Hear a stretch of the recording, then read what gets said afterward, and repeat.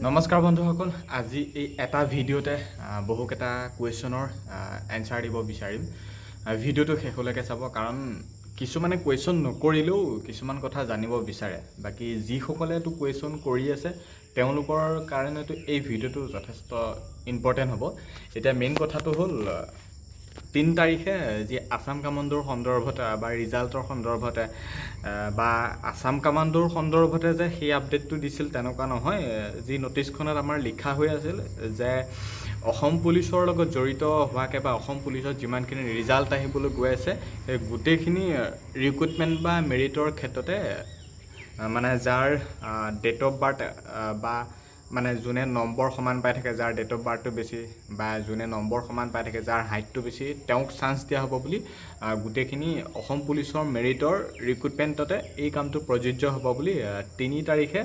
যি আসাম কামাণ্ডোৰ সন্দৰ্ভত অফিচিয়েল নটিছখন ওলাইছিল তাত বুজাইছিল এতিয়া মেইন কথাটো হ'ল বহুতে সুধি আছে যে আসাম কামাণ্ডোৰ ৰিজাল্টটো ফাৰ্ষ্টে দিব নেকি আসাম কামাণ্ডোৰ ৰিজাল্ট যে ফাৰ্ষ্টে দিব সেইটো কথা আমি ডাইৰেক্ট ক'ব নোৱাৰোঁ কিন্তু ৰিজাল্ট দিলে গোটেইখিনি একেলগে দিব হয়তো আজিৰ তাৰিখতে বা কালিৰ তাৰিখতে হওক বা যেতিয়াই যি নহওক জাষ্ট কথা এষাৰ কৈছোঁ যোন তাৰিখতে নিদিয়ক ৰিজাল্ট হয়তো সেই দিনটোতে গোটেইখিনি পদৰে ৰিজাল্ট আহিব কাৰণ গম পাইছে অসম পুলিচত প্ৰায় 6000 মান আমাৰ ৰিক্ৰুটমেণ্ট হৈ গৈছে তাৰে ভিতৰত বহুখিনি আছে SI টো আছে আৰু SI কামাণ্ডো SI যিসকলে পাছ কৰি থৈছেতো সেইসকলৰতো ফাইনেল চিলেকশ্যন হয় বুলি ক'লেও মানে হ'ল বুলি ক'লেও ভুল নহ'ব কাৰণ বহুতে মানে পোষ্ট যিমান আছিলে কেণ্ডিডেটৰ সংখ্যাৰে সিমান নাই বাৰু যি কি নহওক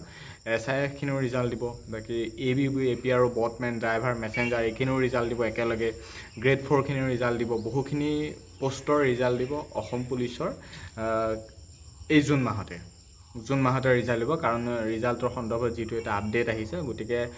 জুন মাহত ৰিজাল্টটো নিদি ইয়াৰ পাছত ৰিজাল্টটো দিব সেই অক্টোবৰ 10 অক্টোবৰলৈকে ৰখাই থাকোঁতে এনেকুৱা নহয় হয়তো 10 অক্টোবৰ নেপাবগৈ হয়তো খুব সোনকালে আমাৰ জুন মাহৰ ৰিজাল্টটো দি হয়তো খুব সোনকালে জইনিঙৰ ক্ষেত্ৰত লৈ যোৱাৰ চান্স আছে ফিক্স বুলি নকওঁ কিন্তু চান্স আছে এই কথাখিনি গম পাইছে কিন্তু এতিয়া কথাটো হ'ল যে কিছুমানে কুৱেশ্যন কৰি আছে কামাণ্ডোৰ ৰিজাল্ট ফাৰ্ষ্টে দিব নে এইখিনি ৰিজাল্ট ফাৰ্ষ্টে দিব সেই কথাখিনি নিশ্চয় গম পাইছে এই ভিডিঅ'টোতে সকলোখিনি ৰিজাল্ট একেলগে দিব কোন তাৰিখে দিয়ে সেইটো নাজানো কিন্তু আমাৰ জুন মাহৰ লাষ্ট উইকলৈকে আমি ৱেইট কৰিব পাৰোঁ জুন মাহৰ লাষ্ট উইকত দিয়াৰ সম্ভাৱনা আছে আৰু এতিয়া বয়সৰ কথাটো কিছুমানে সুধি আছে যে OBC মই 28 29 হৈ গ'লো পাম নে নাপাম OBC যদি 28 29 হৈ গৈছে তোমালোকে অসম পুলিচত এপ্লাই কৰিব নোৱাৰিবা কিন্তু ফৰেষ্টত হ'লে পাৰিবা যদি 12 পাছ কৰিছা য'ত নেকি তাত গাৰ্ডটোত 40 বছৰলৈকে এপ্লাই কৰিব পাৰিবা বাকী ST SC হ'লে 30 বছৰ অসম পুলিচৰ এইখিনি পোষ্ট বাকী জেনেৰেল হ'লেতো 25লৈকে এপ্লাই কৰিব পাৰিবা অসম পুলিচত মানে 25 যদি ৰানিং চলি আছে নোৱাৰিবা 26 সেইখিনিতো নোৱাৰিবাই কিন্তু 24 ৰানিং চলি আছে তেনেহ'লে পাৰিবা কিন্তু 25ত সোমালে জেনেৰেলে নোৱাৰিবা খালি বয়সৰ কথাটো কৈছোঁ য'ত 25 আছে বা য'ত 28 আছে য'ত 30 আছে সেই 30 28 25 সেই ঘৰটোত নোসোমোৱালৈকে পাৰিবা যদি সোমোৱা কোনো ৰিক্ৰুটমেণ্টতে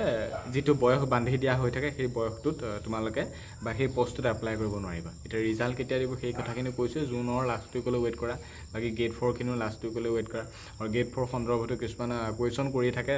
যিখিনি কুৱেশ্যন কৰি থাকে বা যিখিনি মেছেজ কৰি থাকে সেই কথাখিনি এটা ভিডিঅ'টো ক'ব চেষ্টা কৰিছোঁ আৰু মই কৈছোঁ যে গ্ৰেড 4 সন্দৰ্ভত কিছুমানে কৈ থাকে ট্ৰেইনিং হয়নে নহয় বা দৰমহা পাতি কেনেকুৱা গ্ৰেড 4 অসম পুলিচৰ নিচিনা হয়নে নহয় অসম পুলিচৰ বিভাগটোৱে বা কামাণ্ডোৰ বিভাগটোৱে হৈছে গ্ৰেড 4 বিভাগ এটা কিন্তু ইয়াত কোনো ধৰণৰ ৰাইফল চুবলৈ নিদিয়ে বা কোনো ধৰণৰ ড্ৰেছ নাই কিন্তু এটা নিজে ষ্টেণ্ডাৰ্ড মেইনটেইন কৰি নিজৰ ড্ৰেছযোৰ নিজে মেইনটেইন কৰি চলাটো এইটো আমাৰ দায়িত্ব কিন্তু অসম পুলিচ বা সেই কামাণ্ডোৰ নিচিনা তেনেকুৱা ড্ৰেছ নাই খালি ড্ৰেছযোৰ নিজৰ প্ৰতি ধ্যান ৰাখি নিজে এযোৰ ড্ৰেছ লৈ ল'ব লাগিব বোলে মই এনেকুৱা পিন্ধিম তেনেকুৱা পিন্ধিম আৰু বাকী যিটো কথা কৈছে দৰমহা পাতি কথা ইমান নাজানো কিন্তু 30,000 খুব তলতেই পাবা মানে 28 27 তেনেকুৱামান সোমালে পাই যাবা 28 27 আৰু বাকী থকা খোৱা সেই সুবিধাখিনি তাৰ ফালৰ পৰাই থাকে কিন্তু দৰমহাৰ ফালৰ পৰা এইটো কাটিব লাগিব ন খোৱাটো থকাটো তাৰ পৰাই দিব খালি খোৱাটো তোমালোকে দৰমহা ফালৰ পৰা মানে 2000 মান সেইটো মাইনাছ হৈ যাব যদি 28 মান পোৱা বাকী 25 মান তোমালোকৰ চেফ এটা চেলাৰী এটা ফিক্স হৈ ৰখি থাকিব বাকী 2000 3000 মান খৰচ হৈ যাব আৰু বাকী এনেকুৱাই বাকী ট্ৰেইনিংটো চলিব একমাহ মান বা 1.5 মাহ মান তোমালোকক শিকাব ক'ত কেনেকুৱা কোনটো বিভাগত গ্ৰেড 4 কুকত হ'লে শিকাব এনেকুৱা তেনেকুৱা বা ড্ৰাইভিঙৰ কিছুমান ড্ৰাইভিং নহয় বাকী চাফাইত হ'লে কিছুমান শিকাব মানে কাক ক'ত কি চেলুট মাৰিব লাগে, কোনটো বিভাগত ক'ত কি যাব লাগে, কেনেকৈ কথা ক'ব লাগে বা বিভাগটোৰ সম্পৰ্কত সেই কথাখিনি শিকাব। কিন্তু এই 9 মাহ 10 মাহ যি ৰানিং কৰা ABUBখন বা কামাণ্ডোৰ নিচিনা তেনেকুৱা হেভি এটা ট্ৰেইনিং নহয়, কিন্তু 1 মাহ 1.5 মাহমান এটা ফিজিকেল অলপমান ট্ৰেইনিংটো চলিব, খুব সম্ভৱ ফিজিকেলৰ অলপ ট্ৰেইনিংটো চলিব। আৰু বাকী নৰ্মেল যিখিনি আমাৰ কাম কৰিব লগা থাকে সেই বিভাগটোৰ সম্পৰ্কত গ্ৰেড 4খিনি শিকাব। বাকী ইমান হেভি তেনেকুৱা ট্ৰেইনিং নহয়, 1 মাহ 1.5 মাহমান তোমালোকে শিকিব লাগিব। খালি অসম পুলিচৰ সন্দৰ্ভত এই এটা ভিডিঅ'তে ইমানখিনিয়ে কথা জনাব চেষ্টা কৰিলোঁ। বহুতে যিহেতু সুধি থাকে, আৰু নিউ ভেকেঞ্চি আহিব খুব সোনকালে আহিব। এতিয়া মামাৰ ফেচবুক লাইভ অহা নহালৈ ৱেইট কৰিব লাগিব, কেতিয়া আহে সেইখিনি ৱেইট কৰিব লাগিব। বাকী অফিচিয়েল নটিফিকেশ্যনো ৱেইট কৰিব লাগিব। জুন মাহতে এটা যে ভাল আপডেট পাম সেইটো চিয়'ৰ, আৰু কেইটামান দিন ৱেইট কৰা। আৰু ভিডিঅ'টো খুব বেছি শ্বেয়াৰ কৰা, তোমালোকে জানিব বিচাৰি থকা কথাখিনি এই ভিডিঅ'টোত শ্বেয়াৰ কৰিলোঁ।